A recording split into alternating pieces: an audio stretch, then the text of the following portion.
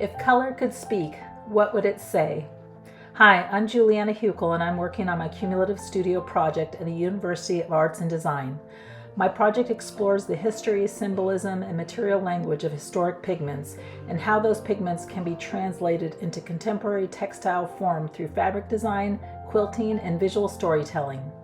At the center of this work is a question: how can color carry history in a way that feels tactile, emotional, and visually contemporary? I'm researching 18 key pigments in history, including red ochre, yellow ochre, indigo, madder, cochineal, ultramarine, and others, not only as colors, but as cultural materials shaped by trade routes, labor, scarcity, science, and meaning. Each pigment has its own biography: where it came from, how it was produced, who controlled it, who could afford it, and how it shaped visual culture across time. Why this matters is the most important part of the project. Today we often experience color as immediate and disposable, yet historically every pigment carried cost, geography, status, and social meaning. Ultramarine, for example, was once more valuable than gold because it came from lapis lazuli, mined in Afghanistan, and traveled through global trade systems before reaching artists in Europe. Cochineal transformed economies because a small insect produced one of the richest reds known to textile and painting traditions. Earth pigments, such as ochre, connect us directly to some of the earliest human acts of image making.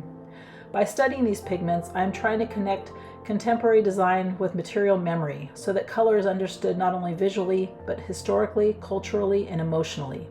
This project also matters because textile practice offers a powerful way to translate research into something people can physically experience. A quilt or fabric can hold narrative in layers, color, structure, repetition, symbolism, and touch. That means research becomes not only read but felt. 3 research ideas guiding this work are especially important. Victoria Finlay reminds us that color histories are deeply human histories, revealing migration, trade, and power through pigment. Johann Litton's theory of color integration demonstrate that neighboring colors alter perception and emotional meaning. And Beverly Gordon's writing on textiles explains how cloth carries memory, identity, and social meaning beyond decoration. My prototypes and proof of concept bring that research into material form. I'm dyeing fabric using many of these historically significant pigments in order to test how historical color can be translated into textile surface today. Those dyed fabrics will become part of a carefully researched production of a historic quilt, allowing historical pigment knowledge to be experienced through an heirloom textile format. Alongside the quilt, I am also developing an accompanying pigment history book that documents each pigment's origin, symbolism, cultural relevance, and material process.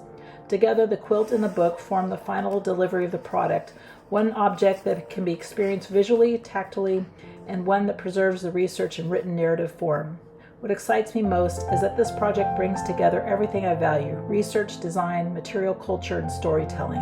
I'm so excited that I will be finalizing this work next semester in a final online showcase.